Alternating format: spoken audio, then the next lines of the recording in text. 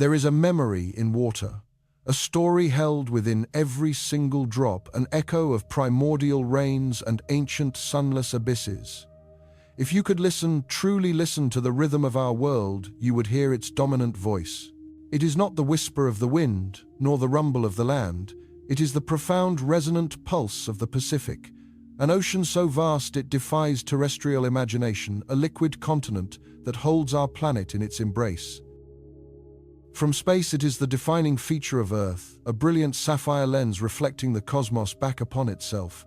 It is our cradle, our engine, our great blue lung, breathing life into the atmosphere. For millennia, we have sailed its surface, charted its islands, and pulled sustenance from its depths, believing we understood its moods. We named it Pacific, the peaceful sea, a testament to its moments of sublime tranquility, its glass-like horizons stretching into an infinite curve. We saw it as a constant and eternal force of nature, so immense, so utterly powerful, that it existed beyond the scope of human influence. We were wrong. We have been profoundly, catastrophically wrong, because beneath that serene veneer, a violence is brewing. A slow, silent, and inexorable change is underway, a planetary transformation on a scale we are only now beginning to comprehend. Something is happening to the heart of our world. A deep systemic fever has taken hold of the Pacific, and the symptoms are now too stark to ignore, breaking through the surface like the harbingers of a gathering storm. What we once saw as an unflinching constant is now a realm of terrifying instability. You are witnessing the most consequential environmental drama of our time unfolding across 1/3 of the globe. It begins in the places of most exquisite beauty, the underwater cities of life we call coral reefs. Imagine cathedrals built not of stone, but of living animals, over thousands of years, architects of entire ecosystems. They are the vibrant, pulsating rainforests of the sea, explosions of sapphire, emerald, and ruby, teeming with 1/4 of all known marine species. For generations, they have been a reliable spectacle of nature's genius, a testament to its collaborative artistry. But today, a chilling hush is falling over these metropolises. An affliction, swift and merciless, is turning them into skeletal ruins. We call it bleaching. The term is clinical, almost antiseptic, yet it describes a process of agonizing starvation. The vibrant colors of coral are not their own. They are the gift of microscopic algae, the zooxanthellae, living in a delicate symbiosis within the coral's tissue. In exchange for shelter, these algae photosynthesize, feeding their coral hosts the sugars of sunlight, the very energy of life. But as the ocean's temperature rises, even by a single sustained degree, this ancient partnership shatters. The thermal stress becomes unbearable. In a desperate act of self-preservation, the coral expels its lifelong companions, ejecting the very source of its color and its food. The beautiful flesh turns transparent, revealing the stark white skeleton beneath. It is not death, not yet. It is a desperate cry for help, a final ghostly warning. A bleached reef is a community on the brink of starvation, vulnerable and exposed. If the heat persists, if the waters do not cool, these magnificent structures, these cornerstones of marine biodiversity, will perish. They become crumbling boneyards, overgrown with sterile algae, their riotous symphony of life silenced forever. Along the Great Barrier Reef, in the scattered atolls of French Polynesia, across the Coral Triangle, we are now bearing witness to this mass mortality event. We are watching entire worlds dissolve their ghosts, haunting the warming shallows. The water, once a source of life, has become a smothering heated blanket, and the fever is not contained to these jeweled gardens. It is expressing itself with raw physical power along the world's coastlines. For countless human generations, the shoreline was a predictable boundary, a place of exchange between land and sea. We built our homes, our cities, our cultures on this dependable frontier. But the Pacific is no longer respecting those boundaries. The ocean is expanding, not just in its tidal reach, but in its very volume. Water, when heated, physically takes up more space, This thermal expansion, combined with the meltwater pouring from our planet's vanishing glaciers and ice sheets, is fueling an inexorable rise in sea level. It is a slow-motion invasion measured in millimeters per year, yet its cumulative impact is that of a relentless siege. The waves are now licking at the doorsteps of homes that once stood at a safe remove. Ancient burial grounds, sacred to island communities for centuries, are being reclaimed by the surf. Entire nations, like the low-lying islands of Kiribati and Tuvalu, are facing the imminent threat of complete annihilation, their very existence being erased from the map. They are becoming the first true refugees of this new, unstable climate era.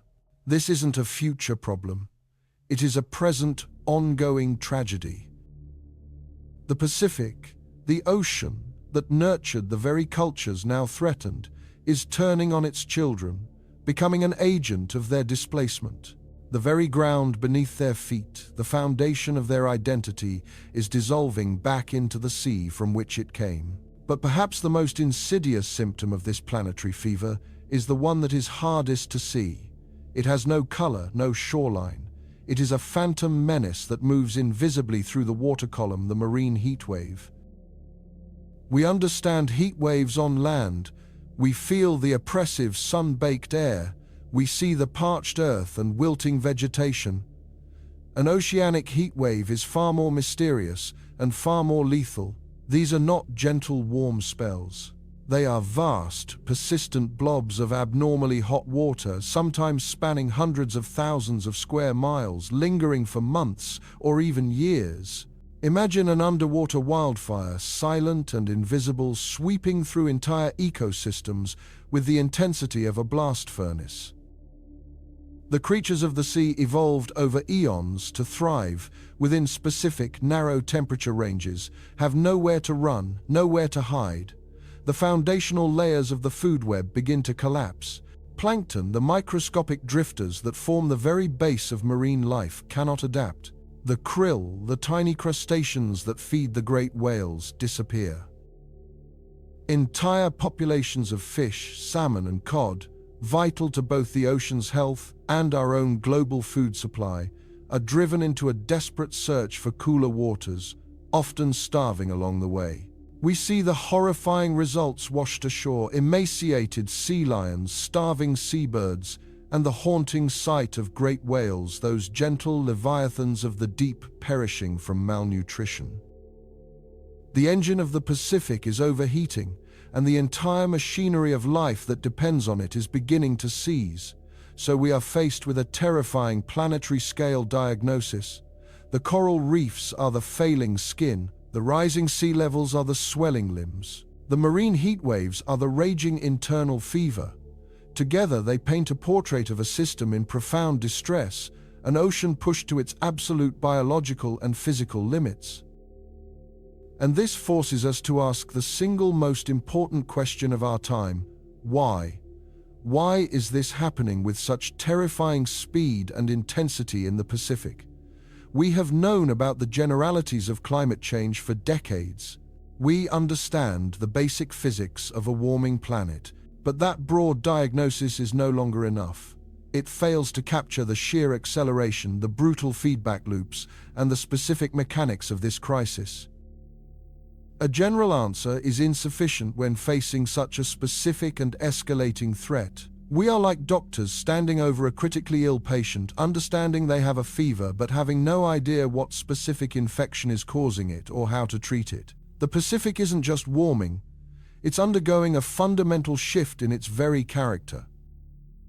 Its circulation patterns are changing, its chemistry is being altered, and its capacity to absorb heat from the atmosphere may be reaching a dangerous tipping point. There is a deeper, more complex mechanism at work here, a hidden engine driving this catastrophic change. To say it's just global warming is to miss the crucial details of the crime scene. We need to know the specifics. We need to understand the intricate chain of events that connects a molecule of carbon dioxide emitted in a distant city to a bleached coral reef in the South Pacific. We need to uncover the precise physics that translates atmospheric heat into these devastating underwater infernos. We need to know why the Pacific, our planet's greatest climate regulator, seems to be failing so spectacularly. For a long time, the sheer scale of the Pacific has been both its blessing and our curse. Its immensity has protected it, allowing it to absorb staggering amounts of heat and carbon dioxide, acting as a crucial buffer for the rest of the planet. But that same vastness has also shrouded it in mystery. We have mapped the surface of Mars with more detail than we have our own ocean floor. Its depths remain a realm of crushing pressure and eternal darkness, largely inaccessible to us. Our knowledge has been based on fleeting glimpses from ships, scattered buoys bobbing on the surface, and remote satellite observations that can only hint at the turmoil churning below. We have been trying to understand a three-dimensional dynamic system of unimaginable complexity by sampling only its thinnest, most superficial layer. We've been trying to read a 1,000-page epic by only looking at the cover. But what if we could change that? What if we could finally penetrate the veil and witness the inner workings of this great planetary heart? What if we could develop a new kind of sensory organ for the Earth itself, one capable of monitoring the ocean from its deepest trenches to its highest? Atmospheric interactions, all in real time. This is where our investigation truly begins. Because in the quest to solve this terrifying puzzle, a new and revolutionary tool has emerged. It is not a single instrument or a lone satellite, but a breathtaking synthesis of technology, a convergence of deep-sea robotics and orbital sentinels. It represents a quantum leap in our ability to perceive our own world. Scientists call it the 3I, Atlas Connection. It is a name that hints at its power, a connection that bridges the abyss with the heavens. It is our key, our Rosetta Stone to deciphering the Pacific's urgent, desperate message. For the first time, we are wiring our planet's ocean with a nervous system capable of feeling every subtle shift in temperature, every change in current, every whisper of distress from the deep. This connection is allowing us to see the invisible, to track the flow of heat energy with unprecedented precision, and to finally understand the complex hidden forces that are driving the Pacific to its boiling point. It is a story of human ingenuity rising to meet a crisis of our own making. It is a detective story where the victim is our planet's largest ocean and the clues are written in the language of physics, chemistry, and biology. The 3I, Atlas Connection, is our only hope of reading that language before the final tragic chapter is written. We must now follow its thread, descending into the depths and ascending into orbit to uncover the shocking truth of why the Pacific is boiling and what that means for the future of all life on Earth. Can you feel it? Even now, thousands of miles from any coast, you can feel its breath upon your skin. It is a presence, written into the wind, a memory carried in the clouds, the ghost of a wave that broke on a distant shore months ago. There is a liquid continent on our world, a single body of water so vast it defies terrestrial intuition, occupying a third of our planet's surface.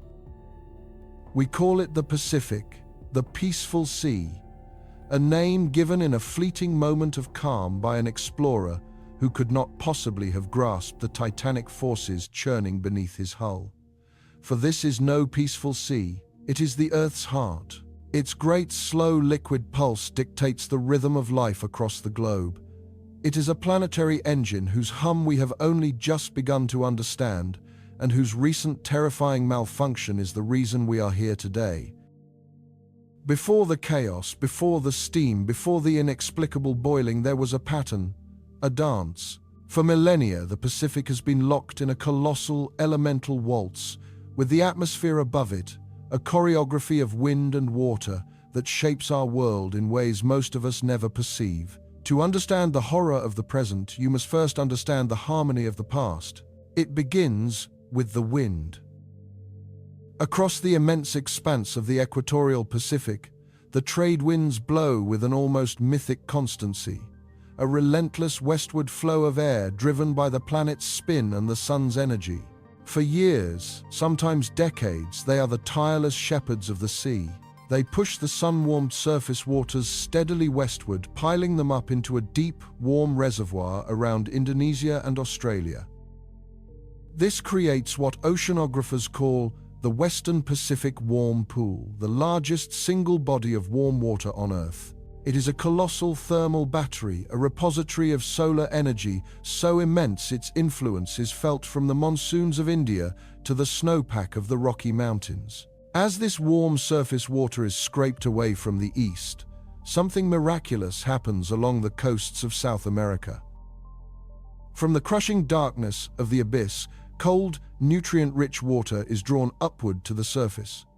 This process, known as upwelling, is a form of oceanic alchemy. It transforms the barren, sun-scorched surface into a thriving liquid Eden. These cold waters are a feast of nitrates, phosphates, and silicates, the fundamental building blocks of life, dredged up from the ocean floor, where the remains of countless organisms have settled over eons. An explosion of phytoplankton, microscopic green life, clouds the water, forming the base of one of the planet's richest marine food webs. This upwelling supports the vast anchovy fisheries of Peru and Ecuador, which in turn feeds seabirds, larger fish, and marine mammals, sustaining entire economies and ecosystems. This entire system, this elegant conveyor belt of wind and water, heat and life, is the Pacific in its normal, balanced state. It is a finely tuned climatic machine, a state of equilibrium we have come to depend on for the stability of our civilization. But the machine has always had a ghost in it, a recurring disruptive spirit that ancient fishermen knew long before modern science gave it a name. They watched the birds disappear, they saw the anchovies vanish, they felt the air grow heavy and the sea turn strangely, unnervingly warm. This shift often arrived around Christmas time, and so they called it El Niño. The little boy, the Christ child. What they were witnessing was the Pacific engine sputtering its fundamental circulation, breaking down and then dramatically reversing. For reasons that are still not perfectly understood, the reliable trade winds sometimes falter. They weaken or even switch direction entirely. Without their constant westward push, that enormous warm pool in the west is unleashed. It is no longer contained. A vast slow-motion wave of anomalously warm water, a Kelvin wave, begins to propagate eastward across the entire breadth of the Pacific basin. It is a migration of heat on a planetary scale. As this wave of warmth travels, it smothers the eastern Pacific. The life-giving upwelling along the South American coast is cut off from the surface. The cold, nutrient-rich waters are suppressed, held down by a thick, warm, sterile blanket. The phytoplankton die. The food web collapses from the bottom up. The anchovies starve or flee to colder depths. The sea lions and birds that depend on them perish in catastrophic numbers. But El Niño's influence is not confined to the ocean. This colossal displacement of heat fundamentally rewrites weather patterns across the world. The warm, moist air that normally rises over the western Pacific, fueling the rains of Indonesia and Australia, now rises over the central and eastern Pacific instead. The result is a devastating atmospheric reversal. Parched, sun-baked Australia, a continent defined by its dryness, is plunged into catastrophic droughts and unprecedented bushfire seasons. Meanwhile, the normally arid desert coasts of Peru and Chile are inundated with torrential biblical floods, as deserts that have not seen rain for years are scoured by flash floods and mudslides. The ripple effects spread outward, a cascade of climatic chaos. Southern Africa experiences drought. The Indian monsoon, the lifeblood for over 1 billion people, is weakened and often fails, leading to widespread crop failure. Tornado Alley in the United States becomes strangely quiet while Florida is battered by an increase in winter storms. The jet streams, those high-altitude rivers of air that steer weather systems, are warped and redirected, creating bizarre and unseasonable weather thousands of miles away. El Niño is not just a regional anomaly, it is a global teleconnection, a powerful demonstration of how a change in one part of the Earth's system can trigger a domino effect that touches every continent. It is the Pacific reminding us that what happens in its waters does not stay in its waters, and it does not act alone. It has a counterpart, a cooler, more severe twin. They call her La Niña, the little girl. La Niña is not a reversal, but an intensification of the normal state. It is the Pacific's climatic machine going into overdrive. The trade winds don't just blow, they howl, screaming across the ocean surface with unusual ferocity. They push even more warm water to the west, steepening the temperature gradient across the Pacific. The upwelling in the east becomes supercharged, dragging frigid deep water to the surface with startling intensity. The consequences are, in many ways, the mirror image of El Niño's chaos, yet equally extreme. The western Pacific is deluged. Indonesia, the Philippines, and Southeast Asia are hit with devastating floods and an overactive typhoon season. Australia, recovering from El Niño's drought, is often swamped by record-breaking rainfall. In the Americas, the hyper-cold water in the east fuels punishing droughts in the southern United States and parts of South America, while the Pacific Northwest is often buried under record snowfall. This oscillation, this grand climatic seesaw between El Niño and La Niña, known to scientists as the El Niño Southern Oscillation, or ENSO, was long considered the primary rhythm of the Pacific. A 2 to 7 year cycle of disruption and recovery, a natural, if sometimes violent heartbeat that has pulsed for countless millennia. For most of human history, it was a mystery, a divine intervention, a punishment, or a blessing from forces beyond our comprehension. Unraveling this mystery became one of the great scientific detective stories of the 20th century. It began not with oceanographers, but with a British mathematician in India, Sir Gilbert Walker. In the early 1900s, he was tasked with a desperate mission to predict the failure of the Indian monsoon.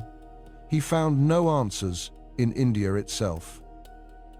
Instead, through painstaking statistical analysis of sparse global weather data, barometric pressure readings from places as scattered as Santiago, Chile, and Darwin, Australia, he discovered a strange connection.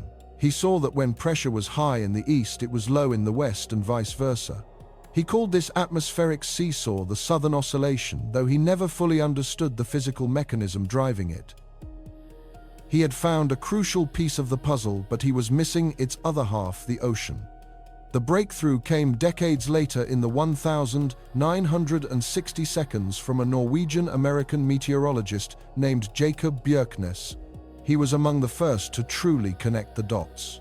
Studying data from research buoys and ships, Bjerknes realized that Walker's atmospheric oscillation and the ocean's temperature swings were not separate phenomena.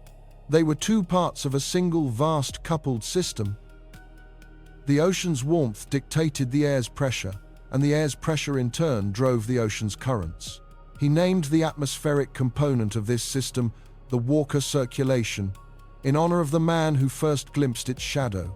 He had for the first time described the engine. He had shown us how the Pacific's heart truly beats. Yet, as our understanding grew, we began to sense that there were deeper, slower rhythms at play. ENSO was a powerful, relatively fast beat, but beneath it, like a deep bass note, lay something else. A longer, more enigmatic pulse.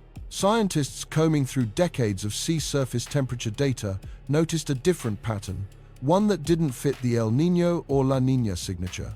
It was a vast, horseshoe-shaped pattern of warm or cool water that would settle over the northern Pacific from the coast of Japan to the shores of Alaska and down to California. Unlike ENSO, this pattern wasn't ephemeral. It would lock in place and persist for 20, sometimes 30 years at a time before suddenly flipping to its opposite phase. They called it the Pacific Decadal Oscillation, or PDO. During its warm phase, this horseshoe would be anomalously warm, bringing milder winters to the Pacific Northwest and altering the migration patterns of salmon and other marine life. During its cool phase, the opposite would occur. The PDO was a climatic mood, a long-term disposition of the ocean that subtly steered weather patterns and ecological fortunes over the course of an entire human generation. It added another layer of profound complexity to the system. The Pacific, it turned out, didn't just have a heartbeat, it had a long, slow, sighing breath as well. For decades, we believed we were finally grasping the rulebook. ENSO and the PDO were the two great natural cycles, the yin and yang of the Pacific, that when combined could explain the droughts, the floods, the good fishing years, and the bad. The story of the Pacific was the story of these competing, overlapping rhythms, a complex but ultimately predictable symphony. Our scientific hubris grew with our knowledge. We built sophisticated computer models, intricate digital replicas of the ocean and atmosphere, designed to forecast these cycles. We launched satellites that could measure the temperature of the sea surface with astonishing precision, giving us a god's-eye view of the entire basin. We deployed fleets of robotic Argo floats, technological marvels that dive deep into the ocean, measuring temperature and salinity, and then surface to transmit their data. For the first time in human history, we were taking the real-time pulse of the entire planet. We had, we thought, finally illuminated the clockwork of the deep. And that is when the anomaly appeared. It wasn't a sudden cataclysm. It wasn't a dramatic event. It was a whisper in the data, a nagging, persistent deviation that began to show up in the late 20th century. At first it was dismissed as statistical noise, a flaw in the instruments, a rounding error in the models. The El Niños, when they arrived, seemed to be growing stronger, more intense than the historical records suggested they should be. The La Niñas, in turn, were deeper, their droughts more punishing. The ocean itself, as a whole, was retaining a little more heat after every cycle. The baseline was shifting. The old normal that we had painstakingly reconstructed from ice cores, tree rings, and ship logs was slowly, almost imperceptibly, becoming a thing of the past. It was like listening to a familiar piece of music, a symphony we had studied for a century, only to hear a new instrument playing faintly in the background, a single discordant note that grew ever so slightly louder each year. This was the first hint of a new force at play, a variable that hadn't been written into the ancient code of the Pacific. It was the ghostly fingerprint of our own industrial civilization, beginning to appear on the planet's largest natural system. The blanket of greenhouse gases we had been pouring into the atmosphere was doing exactly what basic physics predicted it would. It was trapping heat, and over 90% of that excess heat was being absorbed not by the land or the air, but by the oceans. The Pacific, with its colossal volume and surface area, was acting as the planet's primary heat sink, silently swallowing the thermal waste of our species. For a time, it hid the true extent of the problem from us. But you can only force-feed energy into a dynamic system for so long before that system begins to change in fundamental, unpredictable ways. The natural rhythms were still there, the El Niño seesaw, the long PDO breath, but they were now being performed on a stage that was getting hotter and hotter. We were supercharging the engine. We were overloading the planet's great climatic flywheel. The subtle shifts are no longer subtle. The whisper in the data has become a scream. The patterns our ancestors knew, the cycles that science so brilliantly deciphered, are breaking down. Something new is emerging from the heat-soaked depths of our world's greatest ocean. What we are witnessing now is not an El Niño. It is not a La Niña. It is not the familiar ebb and flow of a natural cycle. It is the beginning of a planetary fever, a thermal runaway that began in the Pacific, but now threatens the equilibrium of the entire globe. We thought we were merely observers of this great oceanic dance. We have discovered to our horror that we have been meddling with the choreography all along, and the performance is about to take a terrifying, unprecedented, and utterly alien turn.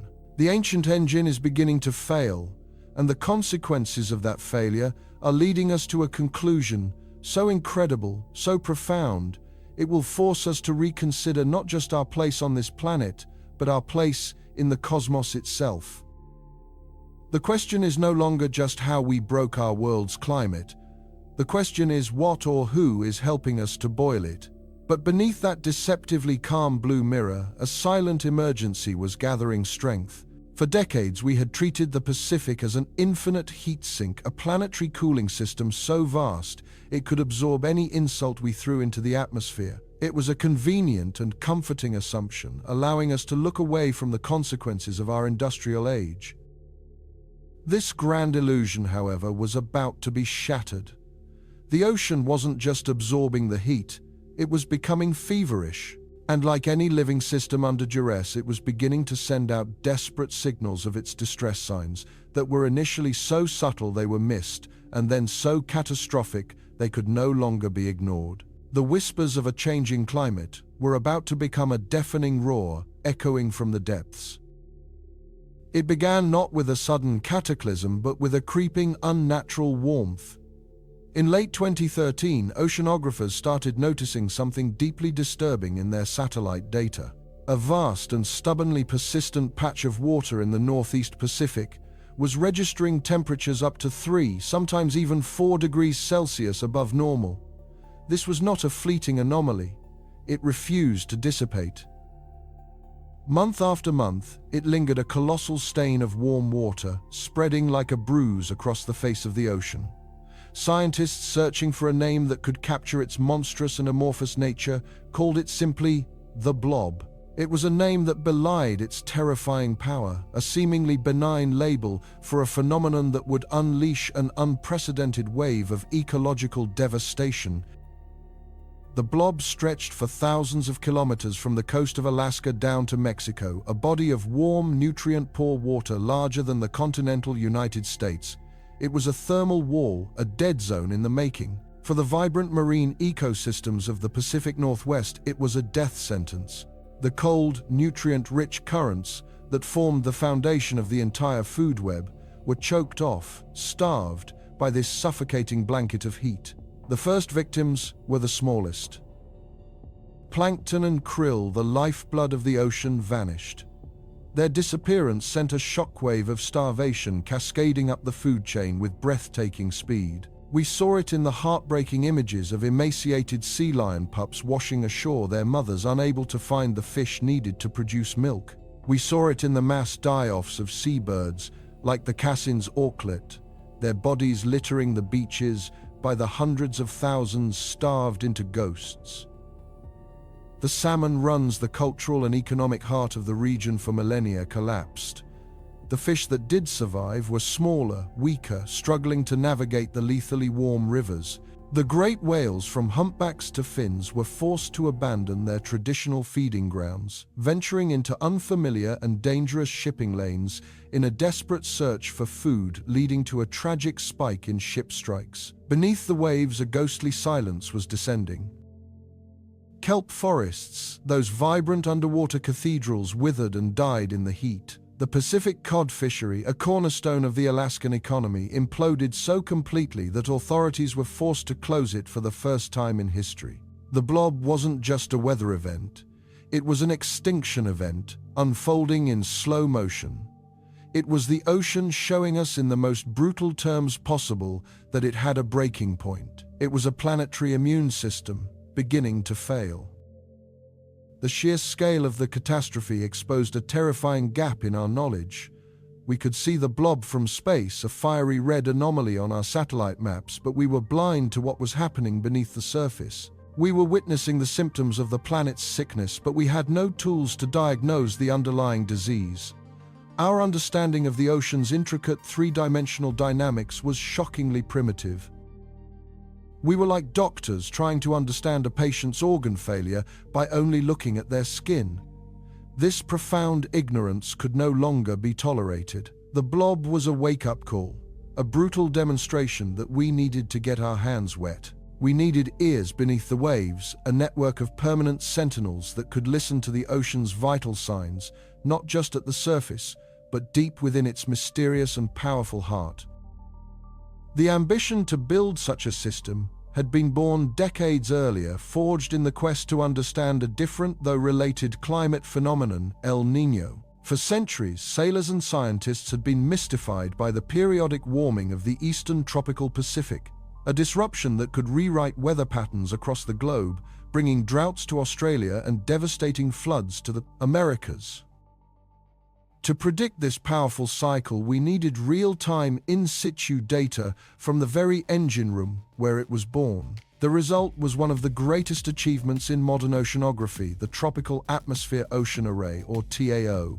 Beginning in the 1980 seconds, an international consortium began deploying a string of massive buoys anchored to the seafloor, thousands of meters below, creating a picket line of observation posts across the vast expanse of the equatorial Pacific.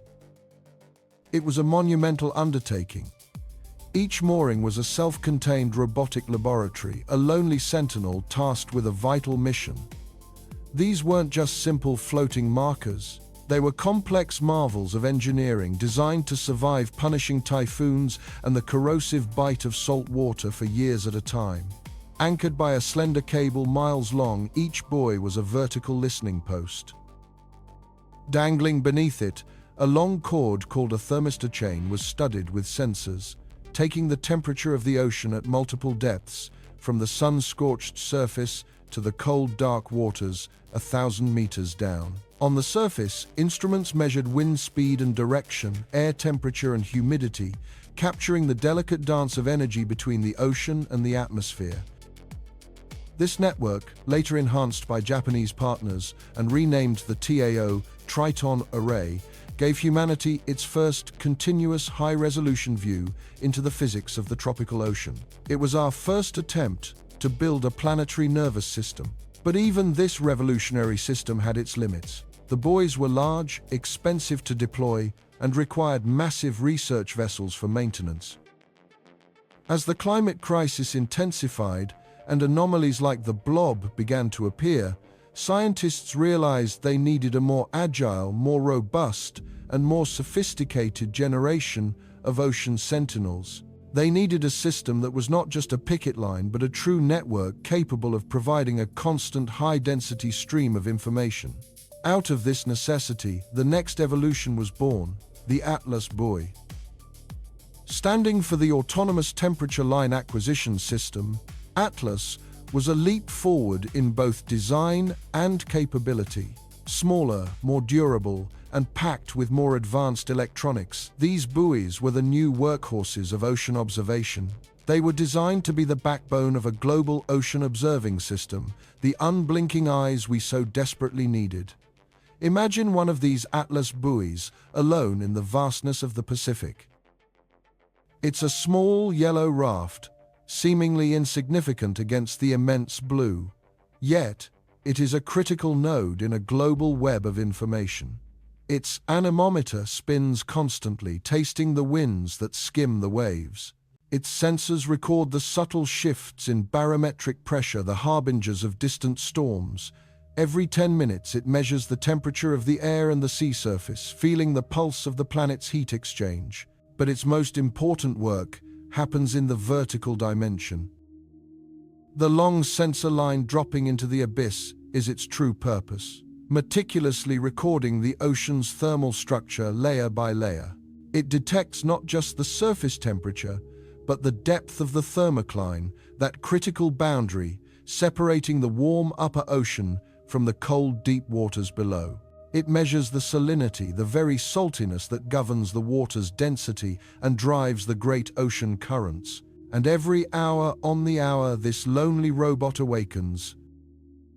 It gathers all the data it has meticulously collected, bundles it into a compact digital package, and beams it skyward to an orbiting satellite. Within minutes, that information, the precise temperature, salinity, and current profile from a remote patch of the Pacific, is relayed to data centers in Maryland, in France, in Japan. It appears on the screens of climate scientists and weather forecasters around the world.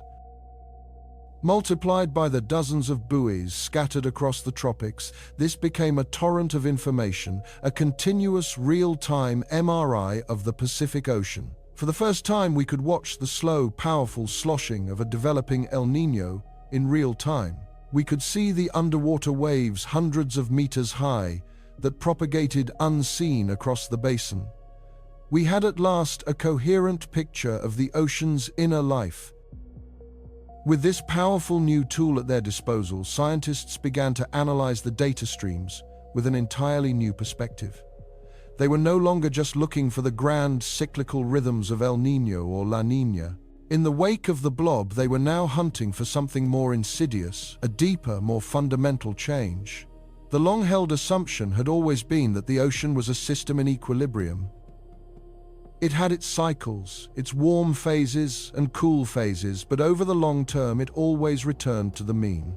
It was considered too immense, its thermal inertia too great for humanity to meaningfully alter it on a timescale of mere decades. The ocean we believed was resilient. It would absorb our excesses and remain fundamentally unchanged. The continuous high-fidelity data flowing from the Atlas array would demolish that comforting belief forever. As the years of data accumulated, a disturbing picture began to emerge.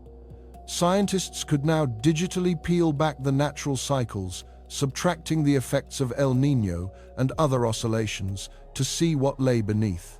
They expected to find a stable baseline, the ocean's true resting state. Instead, they found a system relentlessly, inexorably accumulating heat. There was no equilibrium.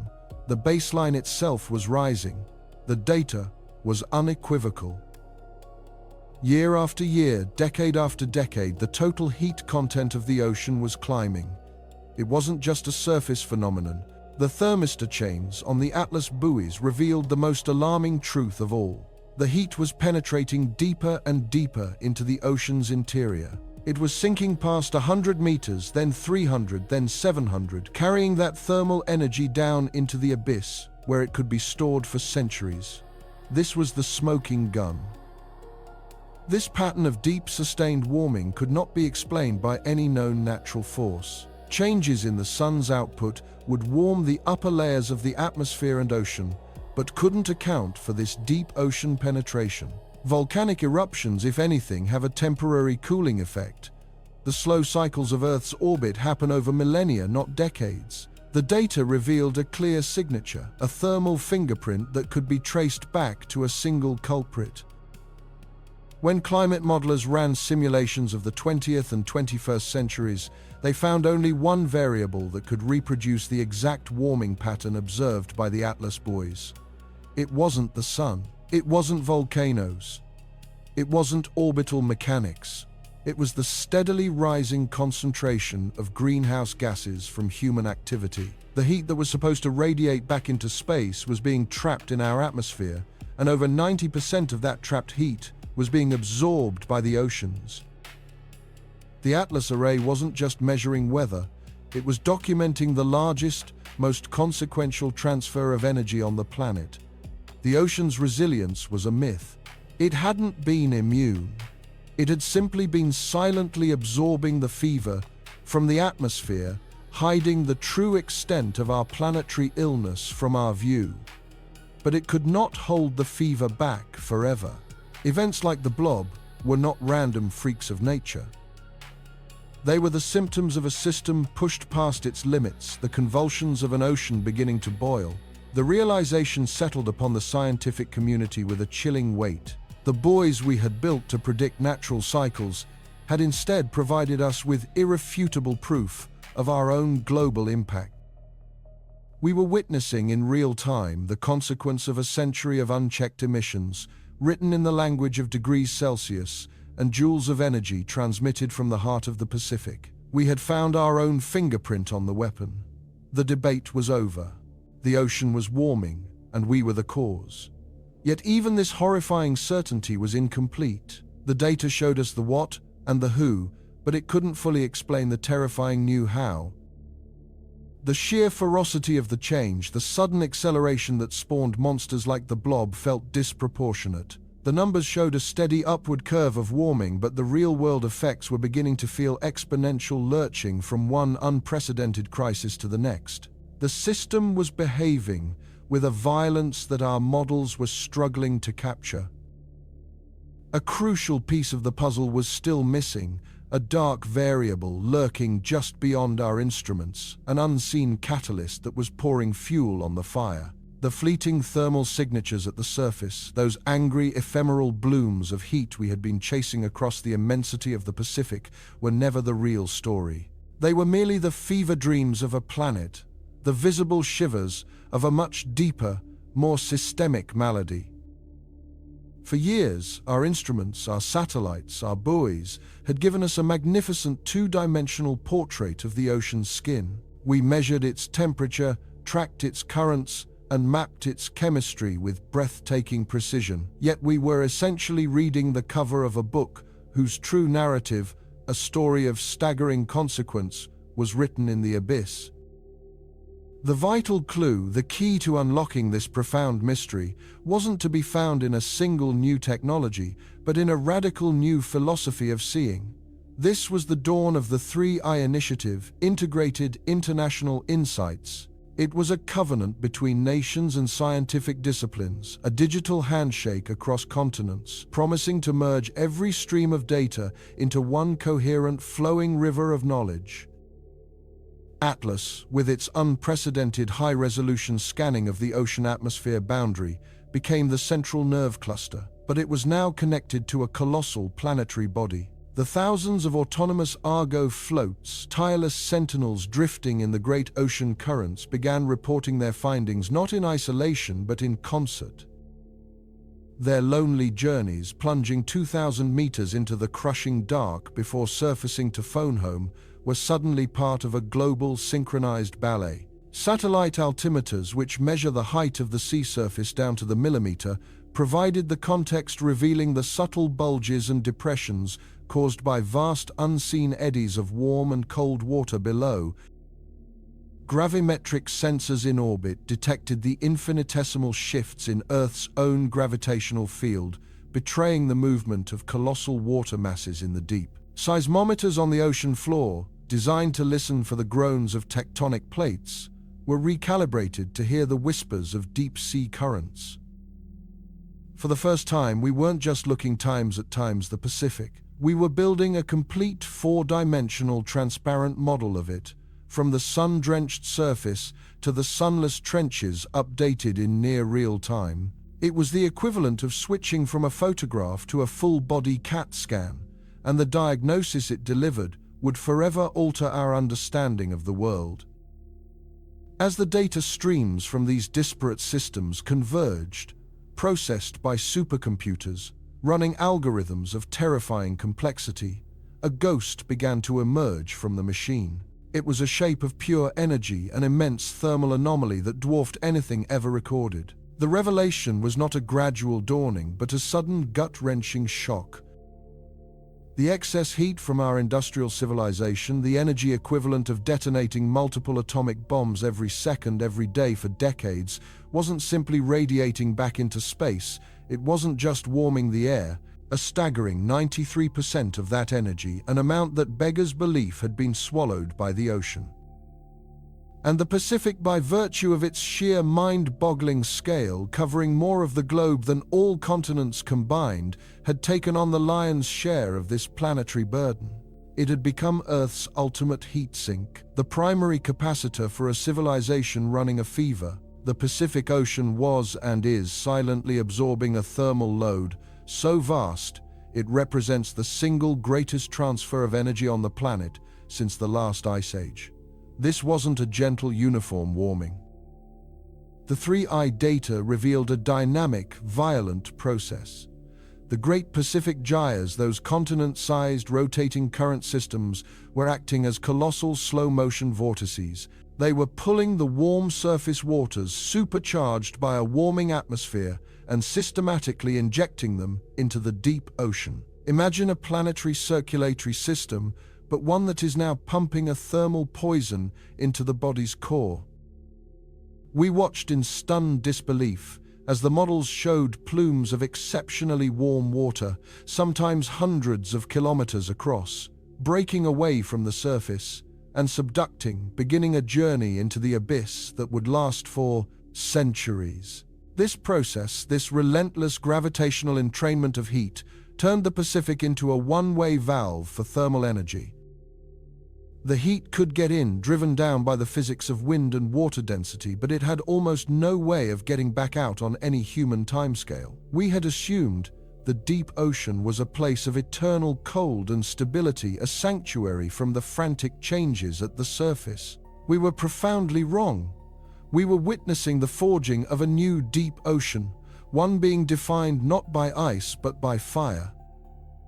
Here in the cold, crushing blackness, thousands of meters below the waves, the concept of boiling takes on its true terrifying meaning. This is not about steam or bubbles. It is about a fundamental state change. The heat being driven into these depths is becoming a permanent feature of the planet. It is a form of geological memory, a thermal legacy being written into the very fabric of the ocean. This deep heat acts as a persistent warming ghost, a constant low-level fever that the planet can no longer shake. Once this energy is sequestered in the abyss, it stays there, a vast reservoir of latent power. It's like overcharging a planetary battery, stressing its internal chemistry to the breaking point. The energy doesn't vanish, it festers. It continues to warm the surrounding water slowly, inexorably raising the baseline temperature of the entire ocean column from the bottom up. We are not just warming the planet for our children and grandchildren. We are warming it for civilizations 1,000 years from now, embedding a thermal signature into the deep that will outlast every monument we have ever built. The consequences of this deep thermal storage are not theoretical. They are systemic, and they are happening now. The first and most profound impact is on the engine of global climate itself, the great ocean conveyor belt, the thermohaline circulation. This majestic planetary-scale current system, driven by differences in temperature and salinity, transports heat from the equator to the poles, regulating climates and distributing nutrients. For millennia, it has been a source of stability, but the 3I data showed the early signs of a catastrophic disruption. By warming the deep water, we are reducing the density gradient that drives this entire engine. The cold, salty water in the polar regions that normally sinks to the abyss, acting as the powerful downwelling piston of the system, is becoming warmer and fresher from melting ice. At the same time, the deep Pacific basin it flows into is itself becoming warmer from this injected heat. The temperature difference, the very force that powers the conveyor, is weakening. The models showed the Pacific section of this current slowing, becoming sluggish like a great artery beginning to clog. The planetary circulatory system is developing a thrombosis threatening to starve entire regions of the heat and nutrients they depend on, while allowing heat to pool dangerously in others. This thermal invasion also triggers a devastating chemical cascade. The fundamental laws of physics dictate that warmer water holds less dissolved gas, and the two most important gases for life in the ocean are carbon dioxide and oxygen. As the deep Pacific warms, it begins to suffocate. It is literally losing its breath. The 3I system, integrating data from chemical sensors on the Argo floats, painted a horrifying portrait of this process. Vast expanding regions of the mid-ocean, known as oxygen minimum zones, were becoming larger, more intense, and more permanent. These are not merely areas with low oxygen. They are becoming biological dead zones, drowning deserts in the heart of the ocean, where complex life, from fish to crustaceans to squid, simply cannot survive. They either flee or they die. We could see these suffocating voids spreading like a gangrenous infection through the water column, annihilating ecosystems that had existed in stable darkness for millions of years. This is not just a problem for deep-sea creatures. This deoxygenation fundamentally alters the ocean's chemistry, creating conditions that favor microbes which produce nitrous oxide, a greenhouse gas 300 times more potent than carbon dioxide. The ocean, in its feverish state, was beginning to exhale a far more powerful poison. And what of the creatures of the deep? For eons, the abyss has been a realm of crushing pressure, absolute darkness, and most importantly, extreme, unwavering cold. The life that has evolved here is exquisitely adapted to this stability.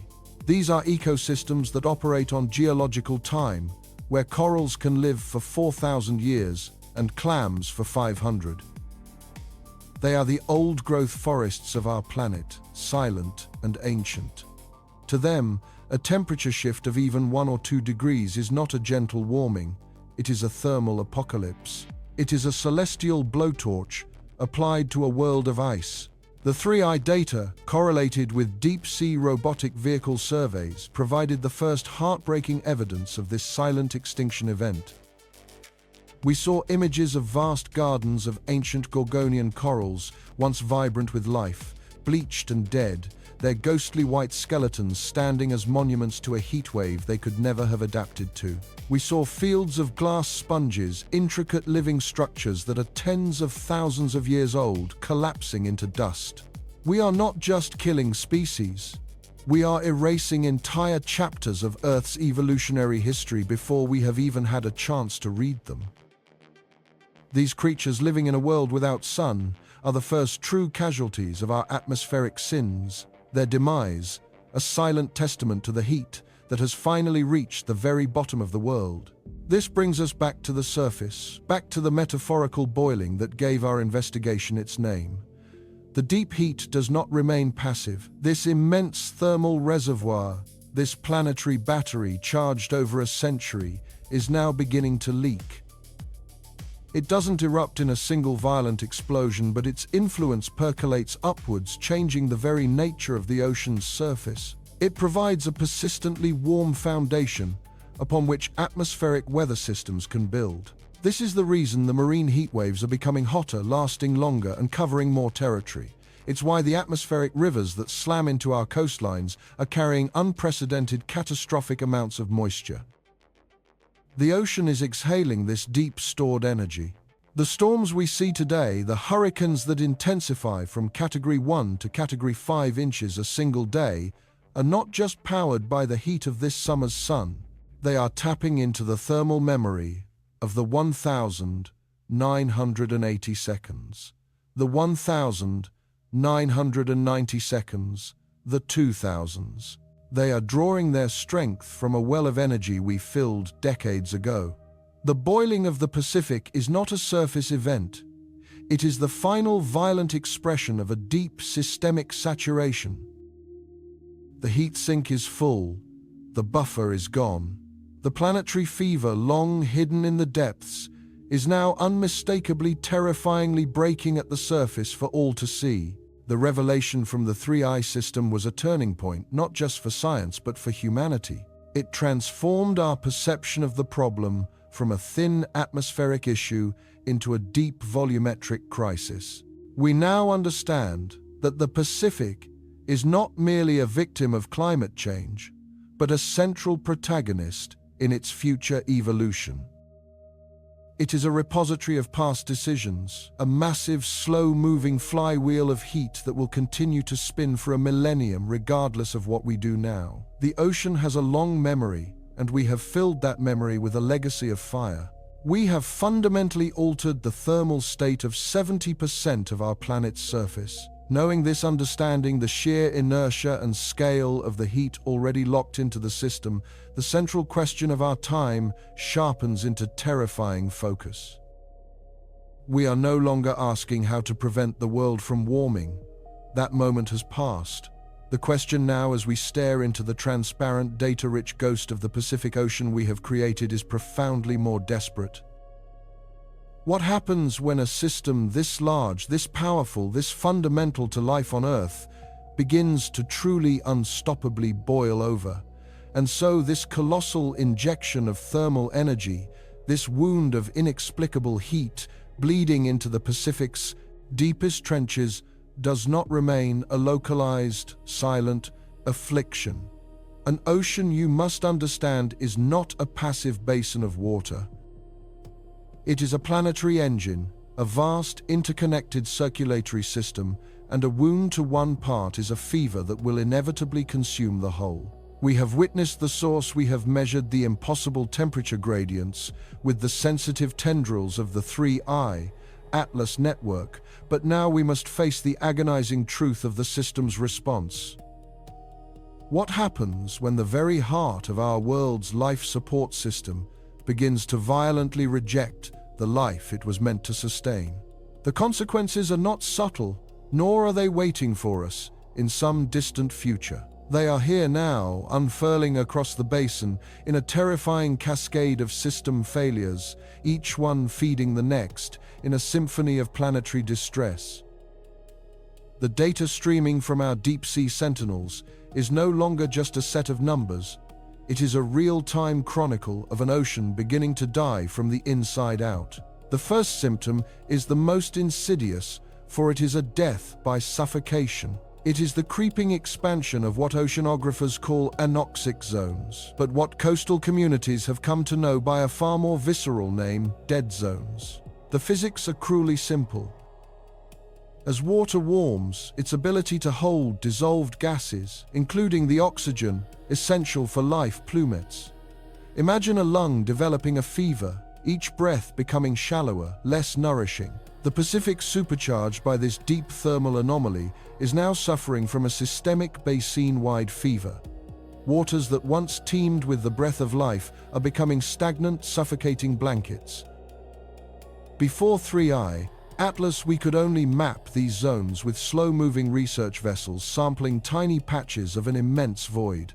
Our understanding was a scattered connect-the-dots sketch of a ghost. Now, the integrated system provides a live, horrifying MRI scan of the ocean's dying tissues. We watch as the abyssal plains, places of crushing pressure and eternal dark, once home to bizarre and ancient life forms, are scoured clean of oxygen. The data paints a picture of advancing anaerobic frontiers of entire ecosystems of extremophiles being snuffed out before we ever had a chance to truly know them. But this isn't a problem confined to the abyss. The heated, oxygen-starved water does not stay put. It is a buoyant, rising plague. Driven by colossal internal currents, we are only now beginning to model these abyssal plumes ascend, carrying their asphyxiating payload towards the continental shelves, towards the very cradles of marine biodiversity. Off the coast of Peru, the Humboldt Current, historically a cold, nutrient-rich superhighway for marine life, is now being intermittently choked by these warm, anoxic upwellings. Generations of fishermen, who could read the winds and the tides like a sacred text, now stare at empty nets, their ancient knowledge rendered obsolete by a new and merciless god rising from the deep. Their sonar screens, once alive with the dense clouds of Anchoveta that formed the bedrock of the entire ecosystem, now show a chilling emptiness. The 3I Atlas buoys in the region provide the terrible explanation, flashing red with oxygen levels incompatible with vertebrate life. The water column has become a stratified tower of death, with a thin, survivable layer on the surface and a vast, breathless tomb stretching down below. We see the same narrative of loss etched into the waters of the Salish Sea, a complex network of coastal waterways between Washington State and British Columbia. Here, the local fishing and shellfish industries are a multi-billion-dollar cornerstone of the regional identity, yet crabbers pull up pots filled with lifeless husks. Oyster farmers watch as their beds fail to spawn the spat, suffocating in the low oxygen water funneled in from the deeper Pacific. These aren't just economic losses, they are cultural wounds. The system's sensors deployed throughout these critical fjords and inlets show a direct correlation: the arrival of an anomalous deep water mass, warmer and more oxygen depleted than any on record, precedes each mass mortality event. It is a silent, invisible killer tide, and without the continuous data stream from 3I Atlas, its movements would be a complete and devastating mystery. We would be blaming local pollution or cyclical climate patterns, blind to the true driver churning in the abyssal dark miles offshore. We are no longer just observing an ocean. We are watching an assassination documented with excruciating precision. Yet suffocation is only one blade of this double-edged sword. The same mechanisms driving deoxygenation are exacerbating a parallel crisis, one that attacks the very architecture of life itself: ocean acidification. For decades, we understood acidification in the context of the atmosphere. The ocean, in its role as a planetary buffer, has absorbed a staggering portion of the carbon dioxide we've emitted, forming carbonic acid and slowly lowering the global seawater pH. It was a slow, corrosive process, a kind of planetary rust. But the 3I Atlas anomaly has introduced a terrifying new accelerant. The extreme heat from this deep-sea source is not only warming the water, but is also fundamentally altering its chemistry and circulation, creating localized hotspots of intensely corrosive water that are then violently transported across the basin. These are not gentle gradients of change. These are acidic assaults. The system's chemical sensors are detecting pH levels in the deep Pacific that our models predicted we wouldn't see for another century. A process we believed was a slow-motion crisis has been kicked into hyperdrive. The first victims are the most delicate. They are the pteropods, tiny free-swimming snails, known as sea butterflies, that form the base of the food web in many regions from the tropics to the poles. Their shells, fashioned from a form of calcium carbonate called aragonite, are exquisitely thin, translucent works of natural art. But in these newly corrosive waters they are dissolving. Under the electron microscope, the horror becomes clear. Shells that should be smooth and whole appear pitted, scarred, and frighteningly fragile, as if dipped in acid. In some of the hotspots identified by 3I Atlas, the shells of living pteropods are dissolving faster than the creatures can build them. They are becoming ghosts in their own homes, their protective armor melting away. And when the base of the food web dissolves, the entire pyramid it supports begins to crumble. The salmon, the tuna, the whales, their fates are inextricably linked to the survival of these tiny vanishing creatures. We are witnessing the chemical demolition of the oceanic food chain, starting at its most vulnerable foundation. This chemical violence then scales up, turning its fury on the most spectacular and vital structures in the ocean: the coral reefs. Reefs are the sprawling, vibrant metropolises of the sea, bastions of biodiversity that protect coastlines and support the livelihoods of 500 million people. They are also fundamentally skeletons. Skeletons of millions of tiny polyps built up over millennia. Acidification is for them a planetary osteoporosis.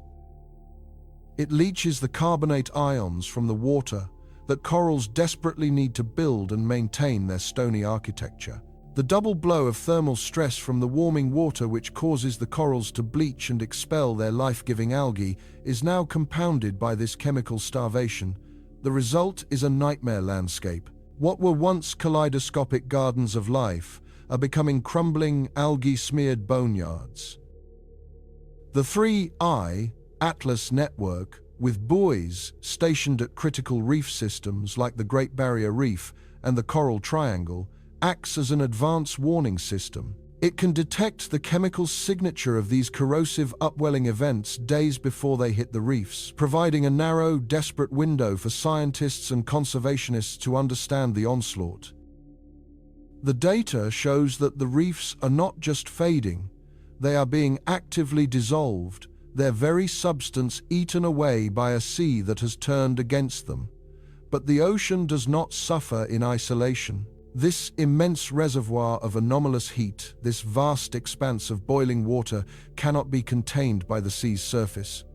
It reaches up and claws at the sky, fundamentally rewriting the rules of our weather. The Pacific Ocean is the master of Earth's climate, and we have now witnessed the consequences of enraging it. The most direct and terrifying result is the birth of monsters, the hyper-intensification of tropical cyclones known in this basin as typhoons.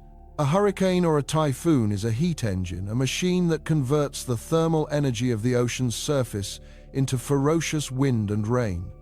For decades, our predictive models for storm intensity were good, but they had a ceiling.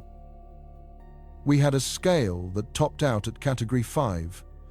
The Pacific supercharged by the 3I Atlas anomaly has shattered that scale. We are now seeing storms form and intensify with a speed that defies all previous understanding.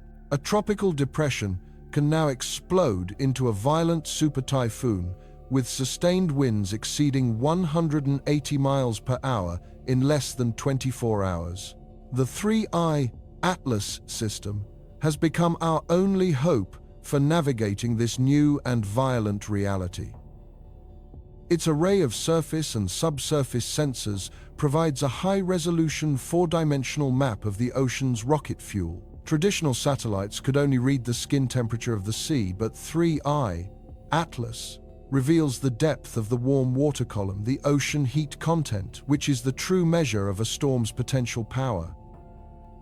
When a developing cyclone passes over one of these deep thermal reservoirs, our models now fed with this critical data light up with warnings of unprecedented intensity. A forecast that once gave the Philippines, Taiwan, or Japan a 3-day warning can now, with the integrated data, provide a 5 or even 7-day outlook on a storm's trajectory and its terrifying potential for rapid intensification. This system is not stopping the storms, but it is saving lives, offering precious hours and days for evacuation and preparation in the face of atmospheric furies that belong in the realm of mythology.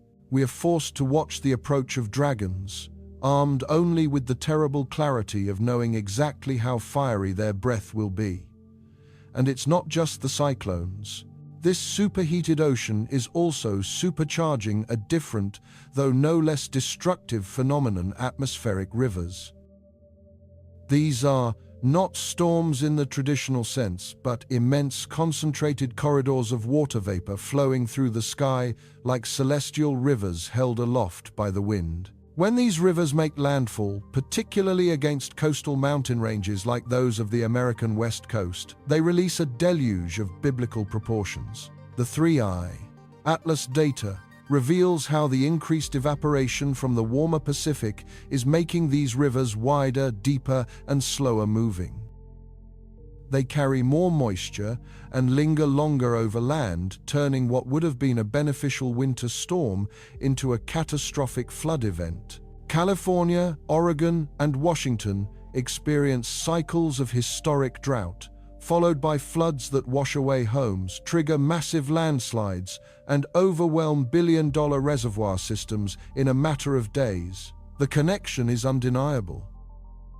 The sensors in the mid-Pacific detect the formation of these moisture plumes at their source, tracking the anomalously high evaporation rates and allowing meteorologists to issue flood warnings with a degree of accuracy and lead time that was unimaginable just a decade ago. We are watching the planet's circulatory systems, both oceanic and atmospheric, convulse in unison. So we stand here amidst the wreckage of a world responding to an injury we are still struggling to comprehend. An ocean suffocating under its own warmth, the very building blocks of marine life dissolving into a corrosive chemical bath, an atmosphere lashed into a perpetual state of violent fury. These are not three separate crises. They are the tightly woven, cascading symptoms of one profound planetary malady. The dead zones feed the acidification, which weakens the ecosystems, while the overarching heat engine drives the storms that batter what little remains.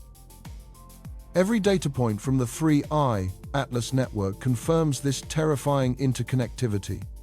It is a system in revolt, a complex dance of devastation where each step accelerates the next. We are no longer merely observers of a changing planet.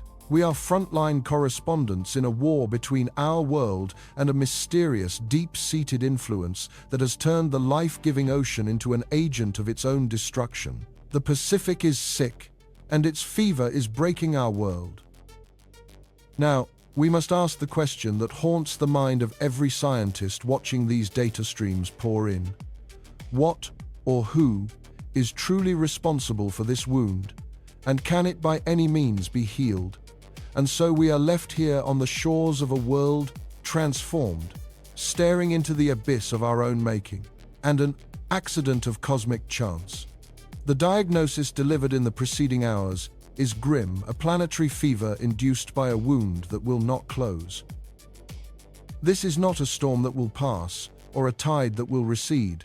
It is a fundamental alteration of our planet's circulatory system, a geothermal bleed from the Earth's mantle, catalyzed and brutally accelerated by the ghost of 3I, Atlas. We have witnessed the evidence trace the energy from its interstellar origin to the very seafloor, and now we must confront the terrifying, suffocating permanence of it all. The temptation is to despair, to accept this heated ghost as our final fate, to simply chronicle the decline of the great blue engine that once stabilized our world. The scale of the challenge seems to defy solution, a problem written not in human policy, but in the unforgiving language of thermodynamics and planetary physics. It feels like trying to mend a star or cool a sun. But in the face of this cosmic verdict, a different human response is stirring.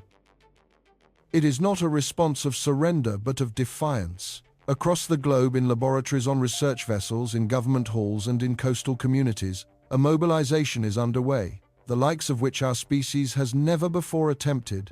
This is not merely an environmental movement, it is a survival imperative. It is the quiet, determined dawn of a new era, an age where our most brilliant minds and our most profound technologies are being marshaled not for exploration or for conflict, but for planetary triage. We are becoming, out of sheer necessity, the doctors to our own ailing world. The central question is no longer simply what is happening, but a far more urgent, far more terrifying question: what can be done? The answer begins not with a single elegant solution, but with a desperate multi-pronged assault on the symptoms of this planetary illness. A global effort to buy time, to build resilience, and to pull our world back from a thermal precipice it was never meant to approach. The first front in this war is the sky. For generations, we have been venting our industrial ambitions into the atmosphere, wrapping our planet in an insulating blanket of carbon that has trapped the sun's warmth. This blanket is now suffocating us, acting as a lid on a pot, preventing the deep heat from the 3I, Atlas scar, from finding any efficient escape. The ocean, our planet's great thermal sponge, has been absorbing this atmospheric heat for over a century. But now it is also being cooked from below. It is a battle on two fronts, and we have been arming our own enemy. The imperative, then, is monumental: to methodically, deliberately, and rapidly dismantle this atmospheric greenhouse. This has given rise to the largest engineering projects in human history. Look to the Atacama, the Gobi, the Mojave. Where there was once only barren, sun-scorched earth, you now see shimmering seas of glass and silicon stretching to the horizon. These are not just solar farms. They are instruments of atmospheric relief. Each photovoltaic cell, a tiny warrior in the battle to reduce the thermal burden on our wounded ocean. Every megawatt of clean energy they generate is a unit of pressure taken off the Pacific, a small reduction in the fever. Likewise, witness the new steel forests rising from the shallow seas of the North Sea, the coast of Patagonia, the Taiwan Strait. These are not towers of conquest, but sentinels of defense. Each colossal wind turbine, its blades scything through the air with a silent, hypnotic grace, is a pump pushing our civilization away from the fossil fuels that have exacerbated this crisis beyond all imagination. These projects, once the domain of activists and futurists, are now the cornerstones of national security and global survival.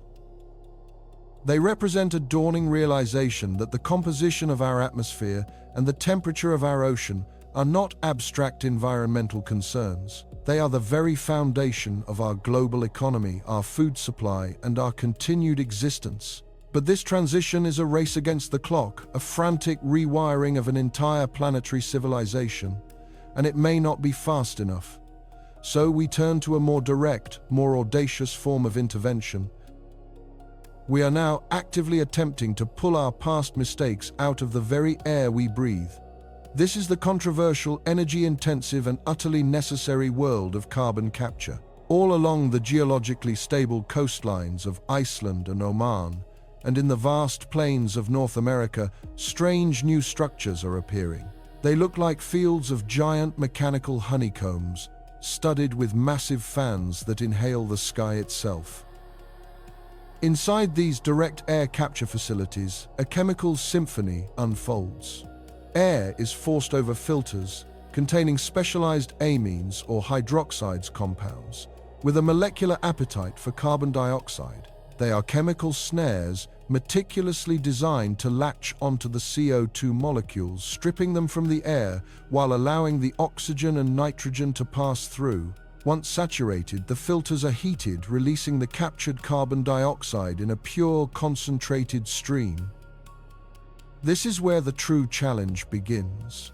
What do you do with the poison you have just extracted from the atmosphere? The answer lies deep beneath our feet. The captured CO2 is compressed into a supercritical fluid, a strange state of matter, neither liquid nor gas, and injected thousands of feet down into porous basalt rock formations. Here, a process that would normally take millennia is accelerated to mere years. The carbonated fluid reacts with the calcium and magnesium in the basalt, and the CO2, the ghost of our industrial past, is mineralized. It literally turns to stone, locked away safely in a geological tomb for eternity. It is a Herculean task, an attempt to rebury the emissions we so carelessly unearthed. Each ton of carbon we turn back into rock is a tiny fraction of a degree of warming we might prevent, a small measure of relief for the beleaguered ecosystems of the Pacific. It is planetary medicine on an industrial scale. Yet even this monumental effort is dwarfed by the sheer scale of the heat already baked into the system, the thermal inertia of an entire ocean. Mitigation alone, we are realizing, is no longer enough. We must also learn to adapt. We must fight to save what can be saved. And for that, we must descend beneath the waves. The coral reefs of the Pacific, those vibrant, teeming metropolises of marine life, have been the first and most visible casualties of this crisis. They are the canaries in the global coal mine, and their song is fading to silence. Vast stretches of once dazzling reef now stand as stark white boneyards, a process of bleaching driven by even fractional increases in sea temperature. But here in these underwater graveyards, a new kind of hope is being cultivated. We are becoming coral gardeners. In places like Fiji, Palau, and the Great Barrier Reef, teams of marine biologists are engaged in a painstaking process of rescue and restoration. They carefully collect small living fragments from the few corals that have proven naturally resistant to the heat, the so-called supercorals. These resilient survivors are then taken to underwater nurseries, latticeworks of frames anchored to the seabed in cooler, more sheltered waters. Here the fragments are nurtured like saplings in an orchard. For months, divers tend to these gardens, cleaning the frames of algae, monitoring the growth, protecting these precious living gems. When the fragments have grown into small, healthy colonies, they are transplanted back onto the degraded reefs. It is a slow, arduous process, like reforesting a continent one tree at a time. Scientists are using genetic sequencing to identify the specific traits that allow these supercorals to survive, hoping to crossbreed and propagate entire generations of heat-resistant reefs.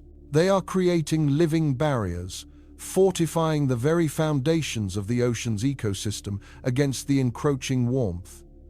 Yet even this inspiring effort is a desperate gamble. A single marine heatwave, a sudden intensification of the geothermal upwelling, can undo years of work in a matter of weeks. The gardeners can only plant the seeds of resilience. They cannot control the climate that will ultimately determine whether they flourish or perish. This fragility has led to a more profound strategy of defense, the concept of triage on a planetary scale. If we cannot save every part of the ocean at once, we must strategically protect the most vital, most resilient regions. This is the new age of the Marine Protected Area, or MPA. For decades, MPAs were seen primarily as a tool to prevent overfishing. Now they are being radically reimagined. They are no longer just parks, they are lifeboats. They are the intensive care units for the blue heart of our world. Using predictive modeling, conservationists and oceanographers are identifying zones that may, by some quirk of geography or current, be partially buffered from the worst of the warming. These could be deep water trenches where cooler water persists, or regions where powerful swirling eddies might deflect the main tongues of the geothermal plumes. Once identified, these zones are declared off-limits to fishing, to shipping, to drilling, to all forms of human stress.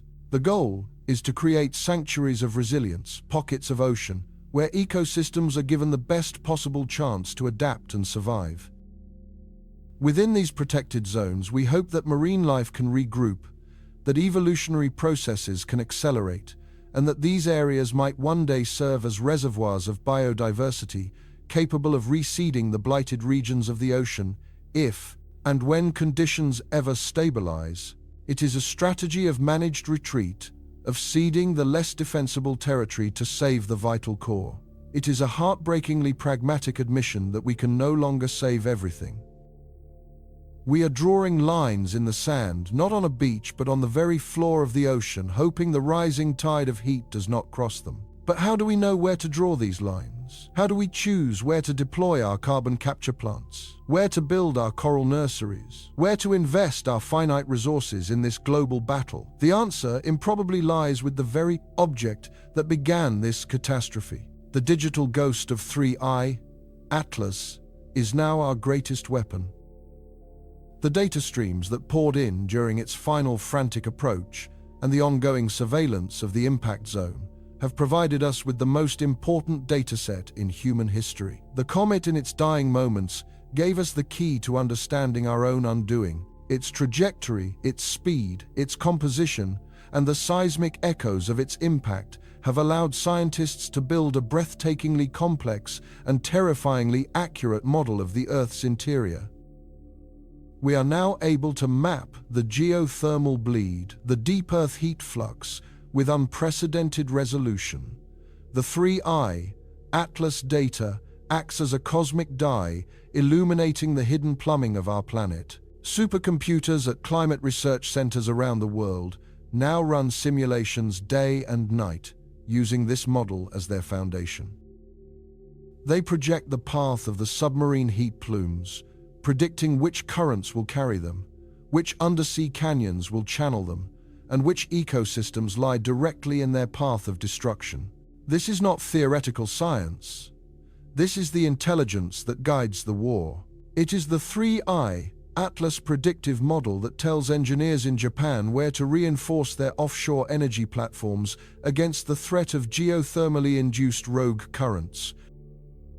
It is the real-time thermal monitoring of the impact scar that informs the government of Peru when to issue fisheries closures, protecting its vital anchovy stocks from a sudden lethal upwelling of superheated water. It is the deep Earth resonance data that allows geologists to select the most stable, impermeable rock formations for CO2 sequestration, ensuring our captured carbon remains locked away and does not escape through newly formed crustal fissures. The comet's final unintended gift was a complete top-to-bottom diagnostic scan of our planet under extreme stress. We are now reading the entrails of that cosmic visitor to chart our own survival. Every coral gardener choosing a location for their nursery consults the latest thermal forecasts derived from the comet's data. Every international body designating a new marine protected area is basing its decision on a map of the ocean's future that was drawn in effect by 3I, Atlas. We are fighting a fire with a map drawn by the arsonist. The irony is as profound as the stakes are high. Humanity is now tethered to the legacy of this interstellar wanderer. Its name is spoken not just with fear and reverence, but with a desperate pragmatic reliance. It is the source of our affliction, and now the source of our most vital intelligence. This global, data-driven response is our testament to resilience, a furious expression of our will to live.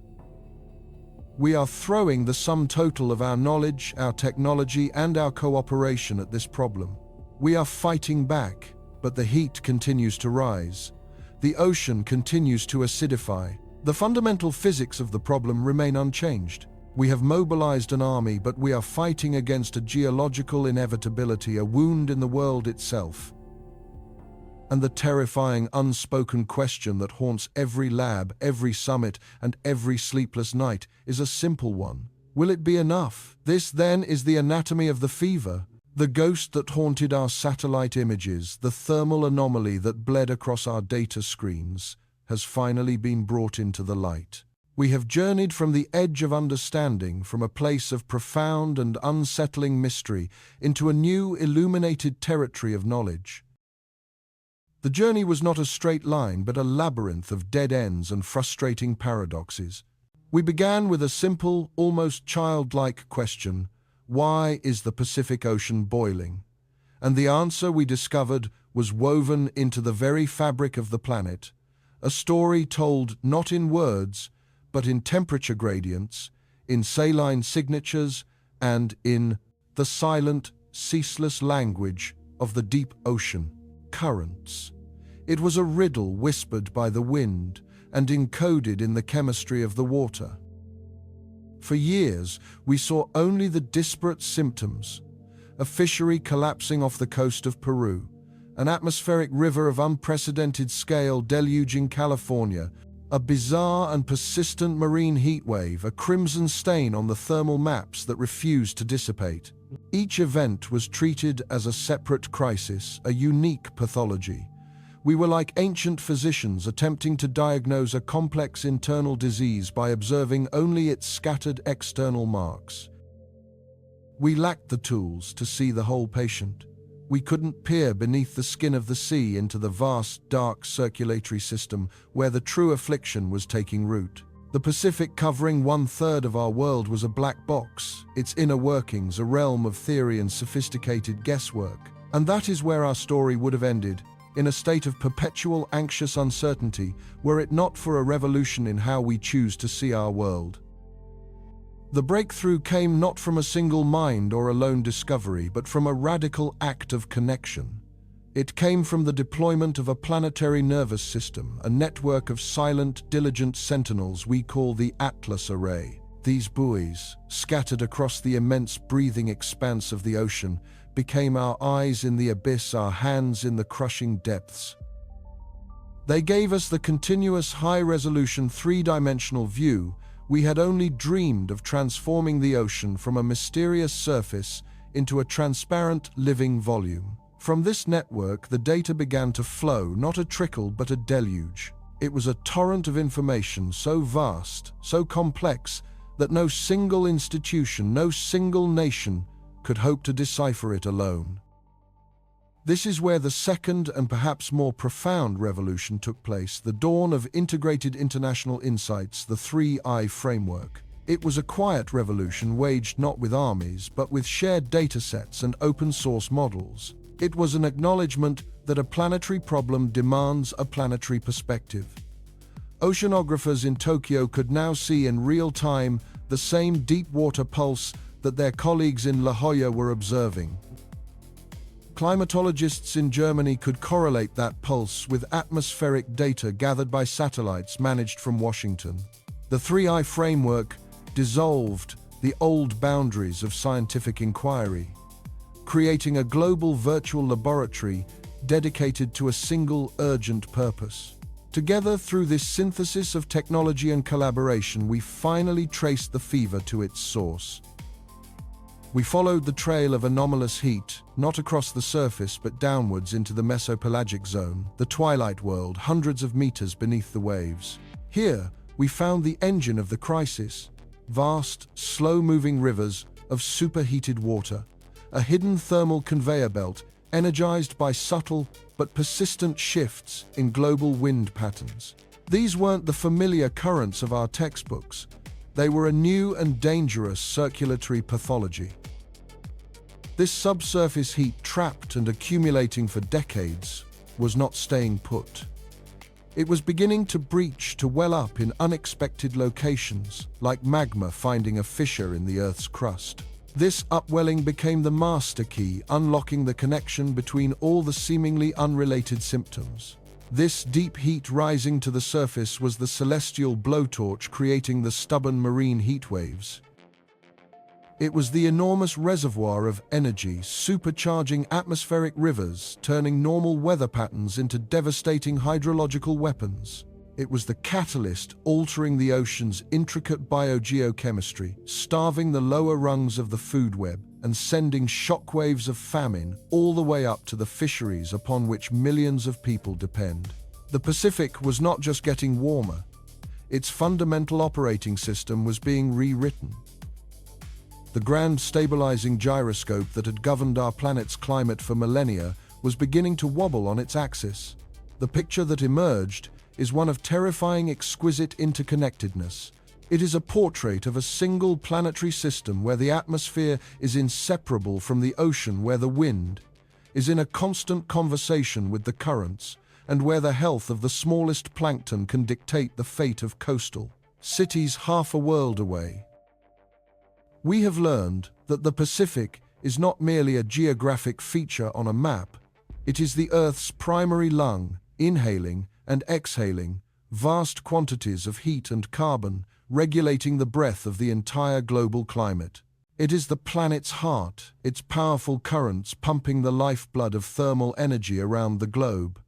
And for the past century we have been subjecting this vital organ to relentless mounting stress.